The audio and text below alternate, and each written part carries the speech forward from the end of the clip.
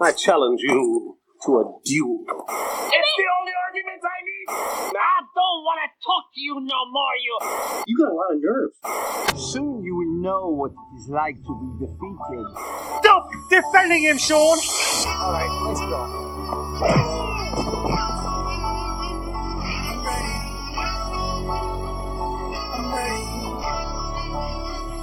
I'm ready for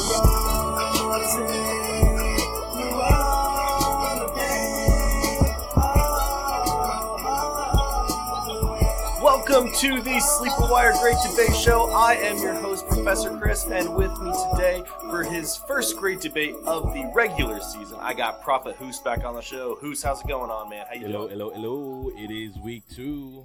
We're heading into week 3. Yeah, man, I can't believe it. We almost got like a quarter of the season away, kind of. You're not very good at math. I don't like it. We're a 16th of the way in, man. Yeah. We're still 3 weeks from a quarter of the way through.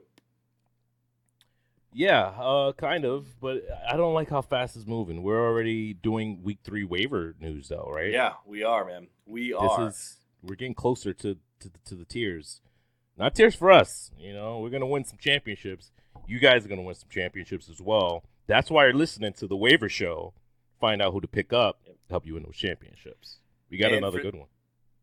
And for those of you listening for the first time, what we're doing here is having a debate-style argument between two players. We get 2 minutes to argue for our player, 90 seconds for a rebuttal, and then final thoughts. And I want to give you guys a heads up. These are unbiased and stats-based arguments for and against these guys. If you like what you hear on today's show, please go to iTunes or Google Play, drop us a 5-star rating, and leave us a nice review. And once again, we have 2 wide receivers because that's really the hot topic when it comes to waivers so far through the first 2 weeks of the season is these stud wide receivers who are either going super late or super undrafted and are just outperforming. And today, DJ Chark versus Demarcus Robinson. I've got Chark and Hoos has Robinson. And Hoos, are you ready to get into this? I'm ready to kick it off. I do not have DJ Chark. I got my guy, Demarcus Robinson. Demarcus Robinson, after catching 6 of 6 passes for 172 yards and 2 touchdowns, he's on a lot of waiver lists, but he really shouldn't be. If you sleepers, or the sleepers like I know you to be, you listen to us, I've been talking about this guy all offseason, largely due to the vacated targets of Chris Conley, who coincidentally I'll bring up later, and supposed the suspension looming over Tyreek Hill. That's like 137 targets just over Hill alone and 52 from Chris Conley. Up for grabs again, so not to mention 19 touchdowns between Conley and Reek. Now talks subsided, obviously, with Reek playing, so we didn't hear too much about D. Robinson. You didn't hear me hyping him up as much because I'm like, what am I going to do? I can't talk about D. Robinson when Reek is there. Breaking news, he's not going to, miss any games. Now breaking news, 6 weeks. 4 to 6 weeks. We're in the first week of him missing time, but this is the first week of Demarcus Robinson replacing Tyreek Hill. 6 catches. He caught every ball thrown his way. 172 yards. He's already one of the top 10 leading receivers of the new year. And you want a guy in this offense, right? I mean, tied into that Mahomes production. So Demarcus Robinson, I know that game seemed like it came out of nowhere. It really didn't. They spent some time last year, actually a couple years. They've been spending Mahomes 3 years in the league, Robinson 4 years in the league. It was evident of their rapport, their chemistry last year. If you paid attention, in week 14, D. Robinson was targeted 7 times. Caught a touchdown. Next game, he just was targeted 3 times, but he caught a touchdown. And the week after that, he was only targeted twice. Okay, so I'm not even going to try to justify anything negative about Demarcus Robinson. I mean, this week he clearly had a monster game, catching all 6 targets, 172 yards, and 2 touchdowns this last week. However, he's going to be moved back to fantasy irrelevance and totally droppable once Tyreek Hill comes back. With Hill in the first game, Robinson had 2 targets, 1 reception, and 0 yards week 1.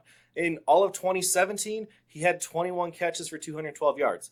2018, a total of 22 catches for 288 yards. He only had more than 3 targets twice in all of last season. 15 of his 16 games were 3 or fewer receptions. The only reason that Robinson had a monster game was because Tyreek Hill is out. Mecole Hardman also had a great game, had a huge touchdown that was also called back. 4 for 61 and a touchdown on his 6 targets. As we go through the season, I expect we see more and more of Hardman. As I said, once Tyreek Hill is back, it's going to be Hardman and Robinson competing for the wide receiver 3 spot in Kansas City. And let's face it, the only 2 teams where you will start 3 wide receivers are the Rams and the Patriots. Tyreek's expected to miss 4 to 6 weeks, so only 3 to 5 weeks now. He could very well come back in the middle of October. Demarcus Robinson can definitely perform for you for the next few weeks, but then you'll look back at the waiver wire to find someone else again after Robinson can be dropped. If you're looking for a guy for the next few weeks, take Robinson. But if you're looking for a guy who can be valuable all season long, that's going to be my guy who I'm going to bring up next. As you said, DJ Chark, DJ Chark, great start to his season. A week after catching 4 passes on 4 targets for 146 yards and a touchdown, he goes for 7 catches on 9 targets for 55 yards and a touchdown.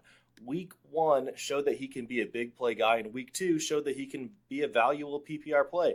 Last week, he was targeted by Gardner Minshew on every Jacksonville drive except for 1.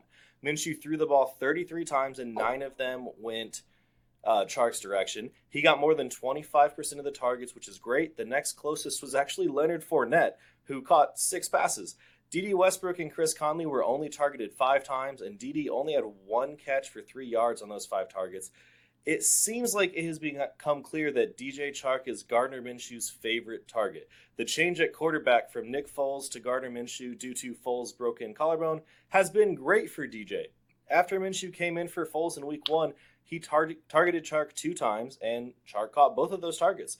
Through 2 weeks, he's got 11 receptions on 13 targets, 201 receiving yards, and 2 touchdowns. He ran a 4.34 40-yard dash at the combine, with a 40-inch vertical jump and a 129-inch broad jump, all of which are better than Terry McLaurin, who I was touting last week during last week's great debate, which was McLaurin versus Jamison Crowder. It appears that Minshew has a favorite target when it comes to new sets of downs as well. DJ Chark received 5 targets from Minshew on first down this past week, and both of his targets in Week 1 from Minshew were on first down as well. A team that in the past has loved handing the ball to Leonard Fournette is now regularly passing on first down. Kicking off a new set of downs with a solid gain is great, and 7 of Chark's 13 targets have come on first down. Minshew appears to love taking shots downfield on first down to DJ Chark. Now let's look ahead at the schedule. The next 2 matchups may be difficult. The Titans this Thursday, who held... Okay, I told you I'd bring up Chris Conley. Chris Conley, he plays with DJ Chark. He was targeted 20% in Week 1. This is after Foles went down. So, yeah, DJ Chark will be used. He's good. You know, he's got 2 good weapons, though. He's got Chris Conley, who he targeted quite a bit. He targeted him, 7 times Week 1 and just 5 times Week 2, but he still had 73 yards, 31 long. So he's going to look down the field for him. And the thing is, with DJ Chark, once Nick Foles comes back, which he is scheduled to come back, he's not done for the season, guys. He's scheduled to come back Week 11. Week 11, he's going to come back in target. Guess who? D.D. Westbrook. That's who he likes. That's who he targeted in the few times that we did see him in the game. Now, granted, DJ Chark looks good. He's a talented guy. I love all the points that Chris brought up because I didn't know about half of them. Neither did you guys. That's why you tune into the great debates to find out all these obscure numbers of all these guys. But Chris Conley's still there. He's playing opposite of him. I don't know if I feel confident rolling this guy into a flex later on in the season, whereas I know Demarcus Robinson, Tyreek Hill could come back, but I don't know. He may not come back also. Who knows? Fantasy. Before we move into final thoughts, today's show was sponsored by the great memorabilia site pristineauction.com. They have hundreds of new auctions every single day, and everything is JSA certified, so you know it's 100% authentic. It's free to join and it's free to bid, and you only pay when you win the auction.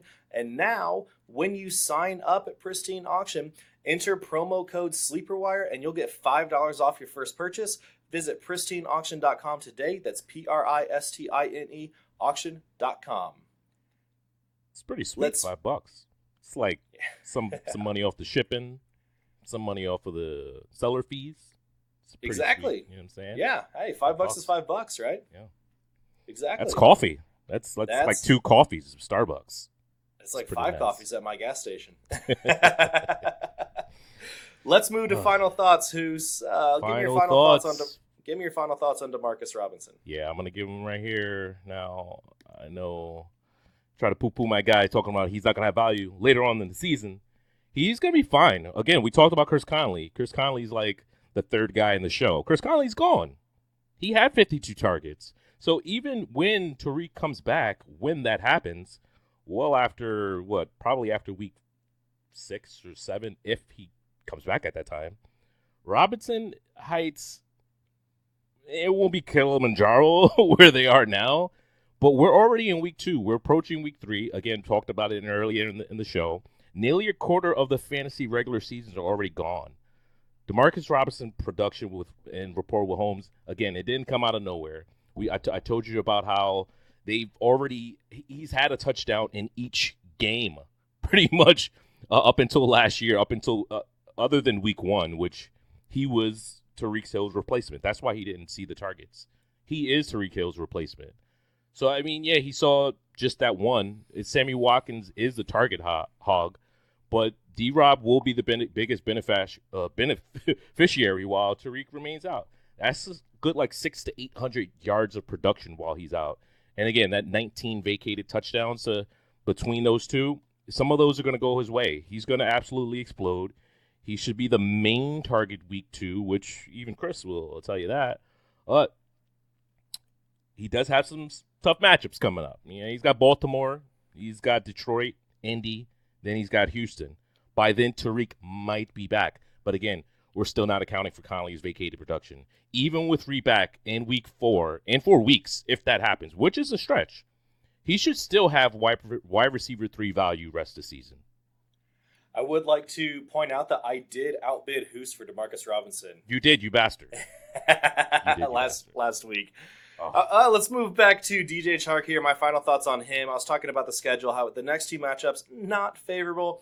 The Titans, this coming Thursday, they held Jacoby Brissett to 146 passing yards this week, and they held that supposedly great Browns passing offense to 285 yards in week 1. They've held their own over the last 2 weeks. Then the Jaguars play the Broncos in week 4, and you usually don't want to start flex-ish players on Thursday Night Football against division rivals. And then the Broncos, I don't think he's a good play in week 3 or week 4 necessarily, but after that, the Jaguars get the Panthers, Saints, Bengals, and Jets, and then later on they play the Bucks, Chargers, Raiders, and Falcons to end the season. That's a lot of favorable matchups for 4 great game stretches this season, and DJ Chark could become a guy who's a weekly start for you instead of just a flex option, especially if he has good showings the next 2 weeks against these good defenses. I'm not advocating picking up DJ Chark to start this week, so let me just clear that up. Not to start this week against the Titans on Thursday Night Football. However, he is certainly a guy who I will be trying to get on waivers in each league that I can.